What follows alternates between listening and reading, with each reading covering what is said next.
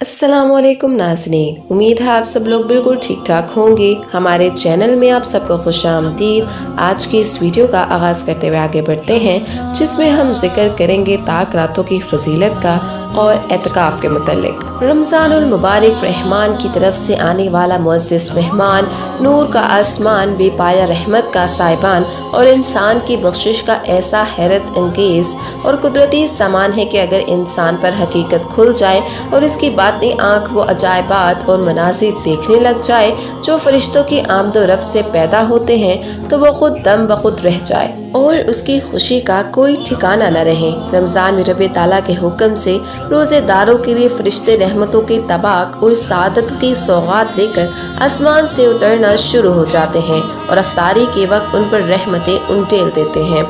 ये सादतों से भरा ऐसा बहार आफरीन समा होता है और अगर इन पर इंकशाफ हो जाए तो ये तमन्ना करने लग जाएंगे कि काश सारा साल ही रमज़ान बन जाए और उन्हें ये सादतें और बरकतें हम्मा वक्त हासिल होती रहें। हज़रत सलमान रज़ियल्लाहु ताला अन्हो से मरवी है कि सरकारी नबी करीम सल्लल्लाहु अलैहि वसल्लम ने शुबान के आखिरी दिन हमें एक खुतबा दिया, जिसमें आप सल्लल्लाहु अलैहि वसल्लम ने इरशाद फरमाया, ये एक महीना है जिसके इब्तदाई हिस्सा रहमत और दरमियानी हिस्सा मग़फ़िरत के लिए है और तीसरे हिस्से में दोज़ख से रिहाई अता कर दी जाती है। रमज़ान मुबारक के आखिरी तिहाई की 9-10 दिन मुसलमानों के लिए ख़ुसूसी इबादत के दिन होते हैं। 20 रोज़ गुजर जाने के बाद ये माह मुबारक मेहमान की हैसियत इख्तियार कर लेता है। गुजरने वाला एक एक लम्हा इसकी रवानगी और रुख़सत की तला देना शुरू कर देता है। चूँकि ये महीना बरकतों रहमतों का समंदर है, इसलिए इसकी बरक़ात से ज़्यादा फ़ायदा उठाने का हुक्म दिया गया है और इसकी शान शान तरीके से अलविदा कहने के तरीके तालीम किए गए हैं, जैसा कि इस्तकबाल के आदाब सिखाए गए हैं। ये सब कुछ इसलिए है ताकि नावाकिफ़ और गाफिल भी इसकी बरक़ात से महरूम न रहें और रमज़ान के एहतराम के सदक़े उसका बेड़ा पार हो जाए। हज़ूर अकरम सल्लल्लाहु अलैहि वसल्लम रमज़ान मुबारक के आखिरी तिहाई में पहले से भी ज़्यादा पुरशौक़, ताज़ा दम और सरगर्म अमल हो जाते। इस तिहाई में खूब ज़ौक़ और शौक़ से इबादत करने के लिए पहले ही तैयारी शुरू फरमा देते और जब ये दिन आ जाते तो आपकी इबादत के अमाल और इश्ग़ाल में नुमाया इजाफ़ा हो जाता था। जनाब आयशा सिद्दीक़ा रज़ियल्लाहु ताला अन्हा ने इस कैफियत को यूँ बयान फरमाया है, जब आखिरी अशरा शुरू होता है तो आप सल्लल्लाहु अलैहि वसल्लम कमर बिस्ता हो जाते थे, सारी रात जागते थे और घर वालों को भी जगाते थे। आखिरी अशरे में जितनी मेहनत फरमाते थे बाकी दिनों में उतनी नहीं फरमाते थे। बाज़ अमाल के लिए आखिरी अशरे को ख़ास फरमा लेते थे और महीने के बाकी दिनों में वो अमाल नहीं फरमाते थे।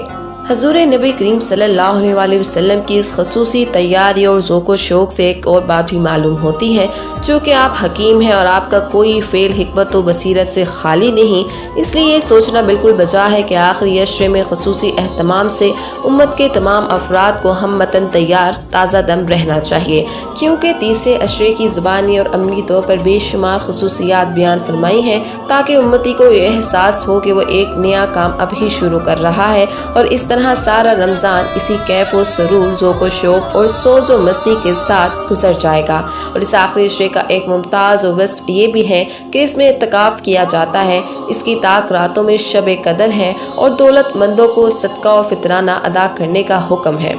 आखिरी अशरे में ही लोग एतकाफ़ के लिए बैठते हैं, जिसमें अल्लाह के लिए ज़ब्त नफ्स, गोशाए तन्हाई में सबसे किनारा कशी और अलाए की दुनिया से बेरुग़बती के अमली इजहार का नाम एतकाफ़ है। चूँकि सभी इंसान इस मिजाज व फितरत के मालिक नहीं होते कि सबसे नाता तोड़कर किसी तन्हा कोने में मालिक हकीकी से लो लगाने का ख्याल उनके दिमाग में आए, बल्कि बाज़ मखसूस अफराद ही की सादत अर्ज़ानी होती है।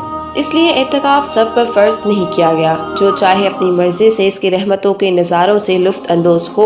अगर सब पर फ़र्ज़ कर दिया जाता तो शायद इस्लाम पर रहबानियत की तालीम का धब्बा लग जाता, और अगर बिल्कुल इजाज़त ना दी जाती तो कितने सईद व शाहीन सिफ्त रूहें अपनी असली परवाज़ से महरूम रह जाती।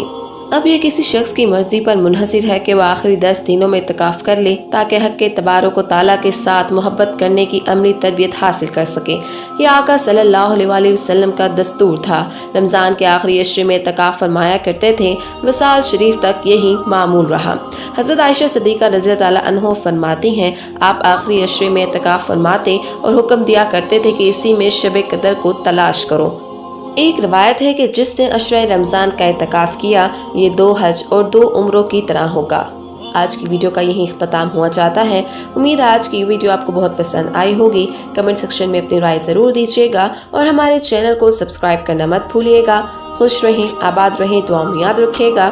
فی امان اللہ۔